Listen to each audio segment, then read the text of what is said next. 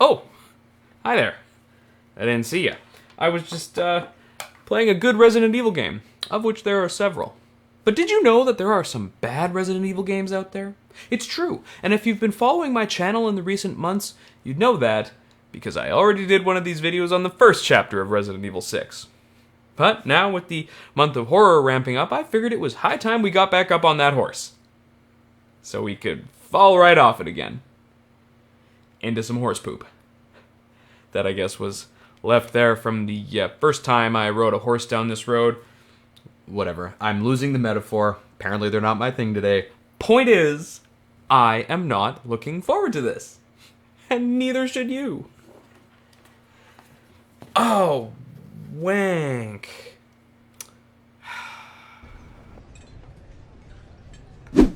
So we open to find Chris Redfield in a bar in Eastern Europe, clearly trying to forget about Resident Evil 5. But then again, so am I.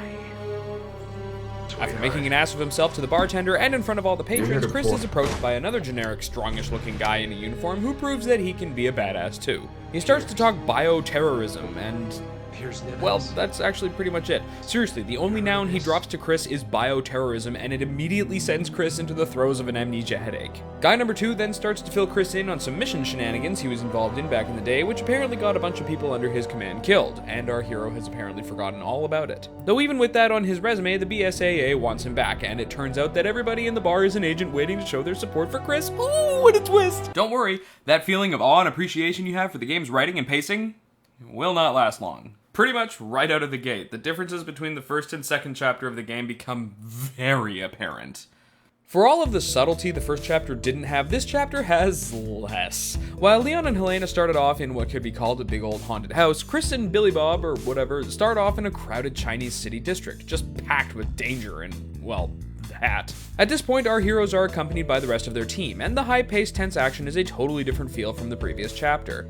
The effect of the game has almost completely changed, but the biggest departure is most definitely the progression of play. Say what you will about the whole "we're going to China" thing from the first chapter, at least that bit, you know, where he said the line, implied a shred of cohesion. This chapter, they just pick you up and drop you wherever for, you know, reasons. Although I will say this, people warned me in the lead up to this game that each of the 4 chapters took on a drastically different flavor. For the most part, I see it. Leon's chapter is very much a horror story, at least sort of resembling classic survival horror games. There are slow reveal cutscenes, jump scares, scary monsters, a bunch of gross body stuff going on. Yeah, it's all there. Chris's story so far is very much a war story. We are part of a tactical arms unit deployed into what has basically become a war zone. Far apart from the mindless flesh-eating monsters of the last chapter, Chris and the other guy are facing off against armed aggressors. They're everywhere, bullets are flying, and the danger is real. Our squad mates keep getting picked off one by one. It actually has a very solid Black Hawk Down feel to it.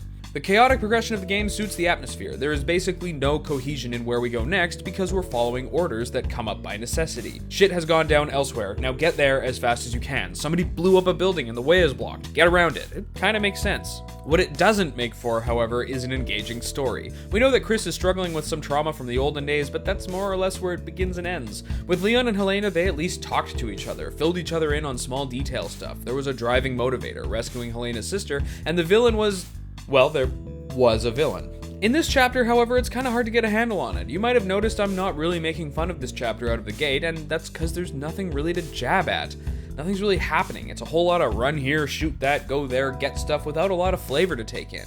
Now this guy's name is actually Pierce. I just do the guess the wrong name every time thing, whatever else have you, to make fun of him, because he has no presence in the game beyond the confines of what's happening on the screen in the moment. Who is Pierce? We never get to hear anything about him. Nothing about his family, nothing about his life outside of work. Does he collect stamps? Does he write bad poetry? Does he prefer the Kinks to the Beatles? Yes, those people exist. And yes, I know those expectations are unrealistic, but what we have isn't helping us care about this character. Leon and Chris have past games to fall back on, sure, but at least Helena had a job and a sister and faults that came from decisions that had to be made, which she made on emotion, you know, like a regular human being. But whatever, I'm getting off topic. What's His Nuts serves pretty much no purpose other than to give Chris someone to fight with. Yes, sir. All they do is snipe at each other. Prim and Proper will suggest something, point something out, and Chris is always there to pull rank on him like a dick. And a lot of it isn't even warranted. I'm taking a little fire here. I saved your ass. You want to return the favor? Wow, retract those claws, kitty.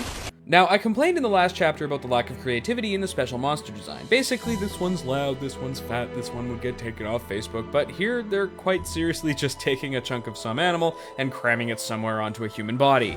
Like, here's some kind of a gorilla arm, maybe not a gorilla, it's something, and this one's a beetle head, or something, and I'm pretty sure that's supposed to be a moth, or something. What I'm saying is, I guess upon reflection, I kind of prefer the Left 4 Dead 2 model the last chapter adopted as opposed to this one. Oh, man. I wish I was playing Left 4 Dead 2 instead of this. Eventually, Chris and Preston make it to the building where the hostages are being held, because, yeah, we're rescuing some hostages. My patience for this game's method is wearing thin at this point, because, you know, eventually a helicopter shows up with reinforcements. They might not be screaming, "Why the hell did you just drop us here?" But I certainly am. Up until now, the gameplay has been tense firefights, largely in open areas. There hasn't been a ton of versatility, but what it did hide was the glaring flaws in the game's AI programming. Here, in the tenement building, it's all tight hallways and small rooms, and suddenly we're seeing everything a lot closer, and the way the enemies and the allied AI interact, yeah, questionable. But what in this game isn't at this point? I mean, the big confrontation for this chapter is that the bad guys turn into big spider people, and then they put the hostages on their backs, and then they run around really tight hallways, and it takes a while, and it's frustrating. I mean, you could have had like a tense standoff with a hostage negotiator with the squad cars and the lights going and a police tape, I don't know. But no, instead we get this. And it takes a while. Or at least it can. And it will. I mean, these hallways are hard enough to get around quickly even when you're not trying to chase down a hostage-taking spider. There are plenty of windows here. I guess it's kind of nice that the monster decided to use this time to play hide-and-seek rather than, like, escaping or, you know, killing the hostage. Amateurs. Just amateurs. After we escape from the building that apparently is being carpet bombed by our own people, we find ourselves on a mission in the fictional Eastern European nation of Edonia. When our heroes get there, they find out that one of their boys was killed while running recon alone. Which is the perfect opportunity for Chris to give his inspirational locker room speech, built out of things the team already knows. It's not even cheesy, it's just half-assed. I mean, one of these guys even starts crying and then stops the minute he's told to suck it up. Okay. Also, turns out the crying guy is our intel man, and he has a magic flashlight. I seriously want one of those. Who then gets a little extra attention from Chris, who really has nothing significant to say, but the rookie is just positively wetting himself to be in the presence of our man, and oh geez, I take it back, I liked it better when there was no flavor.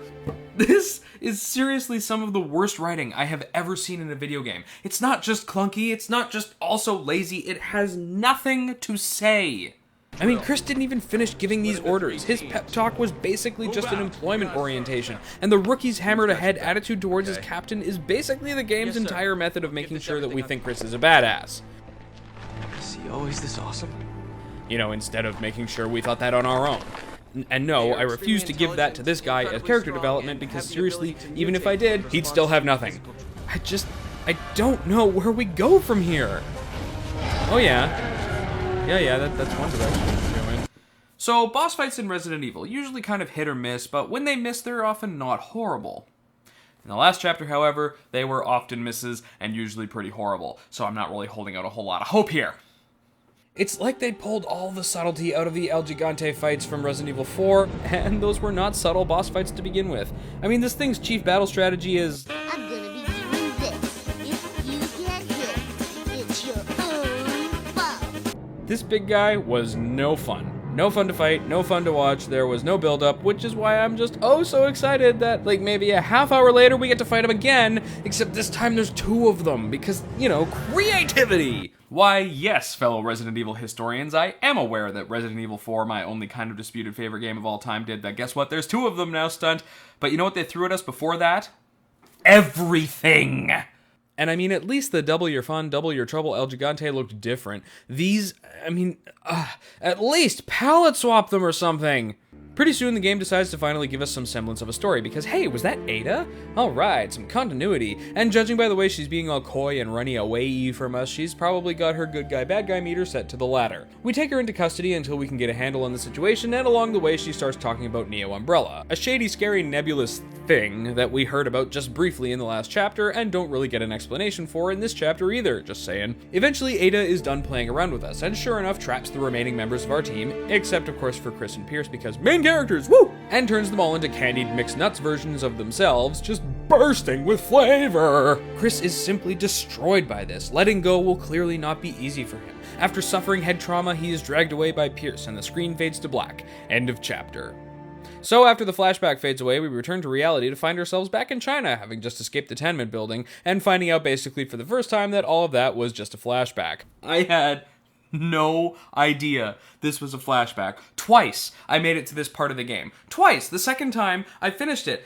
And I only realized it was a flashback when we returned to what I believe to be reality. And yes, they do tell you all X-Files style at the bottom of the screen the date at which this was happening, and if you were paying attention and memorizing shit 2 in-game hours ago, then yeah, you're sitting pretty. But I am seriously only paying exactly enough attention as is needed to make it to the ends of the chapters at this point, so yeah, this one's on me, I guess. Though, even now I have my doubts because I still have the shotgun I got in the flashback that I certainly didn't have before. But one thing that hasn't changed from before the flashback is just how much Chris is still a total dick to Praetor Phoenix. Oh man, I'm so glad you got your memory back. Deep fry your balls, Paddington. You know, for somebody who claims to care so much about his men, you'd think he'd show it every now and then. So yeah, Chris remembers just how much Ada screwed them way back in the whenever during the Adonia mission, and shit is officially personal now.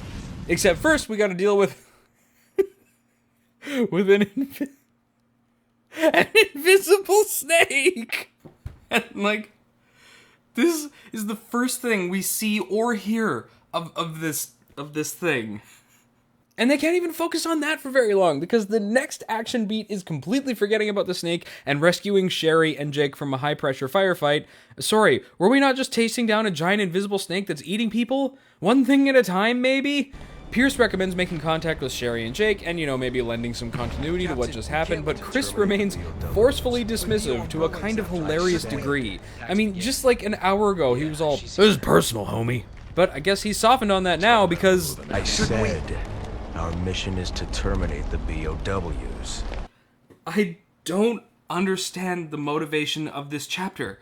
I seriously don't. Usually when I cut to one of these live action bits, I have a joke or an observation to make, but I have nothing. I have nothing. As soon as the snake goes down, however, we're right back to Chris's personal grudge against Ada. We're not gonna rest until we have her head on a stick. Oh my gosh, make up your damn mind. Which basically speaks volumes about how I think this whole sequence was meant to come before the flashback, or it was added after the fact to pad runtime, but they decided that it would fit better here. Whatever. The scatterbrained nature of the writing in this chapter is losing so much of the charm it had in the beginning. And oh boy, was that charm I suggested a very tenuous smokescreen. I mean, the game can't even seem to keep itself pointed in one direction anymore, except of course for Chris and Primbleton's constant bickering, which really is our only grounding line in this chapter anymore. What happened to the legendary Chris Redfield, huh? What happened to you? What did you two just bang already? I seriously cannot find anything redeeming about this chapter. It makes me think less of the first chapter of the game, and I did not think highly of the first chapter of the game. For as dumb as Leon's story was, at least it had heart. Leon and Helena would talk to each other. There were people we could associate with them. The music and the controls were pretty solid. I can't even say those last 2 things about this chapter. The music is boring and repetitive, and the gameplay's janky as all shit. I mean, look at this! I can't even walk across this platform without triggering a damage animation. What? And I'm just gonna pause the progression of the video here to freeze frame and zoom in on this thing, and then I'm gonna show you a reenactment of the reaction I had when I first saw these things. Oh my gosh. What the hell? The monsters are getting so stupid. I mean, I already complained about them in this chapter, but it's like, here's one that's literally just a zombie with a maggot for a head. That shit's brilliant. Print it! And now this? This doesn't even look menacing. It looks hilarious. I want to have so many questions for this chapter. They're all here. What's the deal with Neo Umbrella? Why was Ada assassinated by a sneaky helicopter? What the fuck is up with the stormtroopers on this aircraft carrier I'm on all of a sudden? That's right, you heard me. I'm on an aircraft carrier now, and there are stormtroopers. It's vaguely implied that they work for Neo Umbrella, but I'm just glad to have some actual monster designs coming out of these things that don't just look like a bad cut and paste shop job. But in reality, it just raises more questions. There haven't been any figures we can associate with them, except for maybe Simmons, but they never really told us what his deal was, and Ada, or rather this version of Ada, because even though she's dead, we know she shows up later on in Leon's story, and I'm sure it has something to do with the whole hatching sequence from the last chapter that I left out because it didn't play into the story yet, and I'm sure will be covered later, but whatever. Up until this point, they have not made themselves out to be a terribly competent organization, just leaving monsters and shit all over the place, ruined labs, really half-assed genetic engineering. This worked in the old games because the implication was that that branch of Umbrella had been more or less abandoned, or in some cases in the process of falling apart. Everything came off as slow burn mistakes that came back to bite people in the ass, with opportunists taking advantage of the profits that were left to reap. They're trying to do the same thing here, but it doesn't work because people keep talking about Neo Umbrella as a current and imminent threat, who apparently are just really bad at managing anything. And now we're looking at some armed and armored army of super soldiers who apparently have biomutated monsters just on a dispenser, like a vending machine or something. Yeah, if you thought there was some shred of sense to be had going forward, you're wrong. It's pretty much at this point where I come to the realization that I don't give a shit. I do not give a shit. Well, hey everybody! Turns out I just don't give a shit. Isn't that wonderful? Isn't that just wonderful? Except I came to that conclusion a long-ass time ago, so I was pretty much emotionally dead inside at this point. Apparently, as an added bonus to rescuing Sherry and Jake yet again, jeez, I cannot fucking wait to play their chapter, from an underwater research facility, it turns out that Neo Umbrella's trump card Prince of Darkness gonna straight up rule the world when y'all is zombies is also down here. Seriously, Ada talks about him with some Lucifer the Morningstar business, which just seems so out of place for this game and so out of character for Ada. And yeah, if you hadn't already guessed, Lucy here is another boss fight that totally outstays its welcome, just like Simmons in the last chapter. They try to make it all emotional and impactful by having Pierce inject himself with the C virus, and then he becomes the mechanism by which you finally bring him down. Except, wouldn't you know it, I ran out of ammo. Yup, he sucked me dry, so I literally spent the last 10 minutes of the boss fight just knifing him over and over again, you know, until he finally decided to die. Oh, it was painful. I am shocked, I say, at what I just played. It is the weirdest mix of hilarious, bad, and hilariously bad. The writing is bland and lacks any kind of depth, the story is equal parts stupid and incomplete, and the worst offense of them all is that it's totally forgettable. I played this chapter of the game, and a week later started reviewing the footage to start writing the script, and was reminded of so much that just completely failed to leave an impact on me. Say what you will about the first chapter, at least it stuck with me. I thought that was bad, but it is not as bad as this malarkey with the stupid monsters and the pointless fighting and the boring, stupid writing and this thing and these things.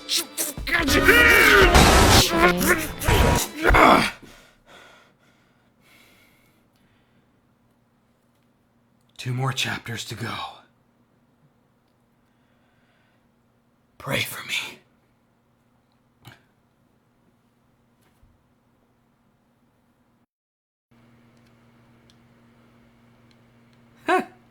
I never knew that. If you just, at the beginning of the game, if you just turn around and try to shoot the guys who drove you here, Leon just straight up does not fire his gun. That's so cool.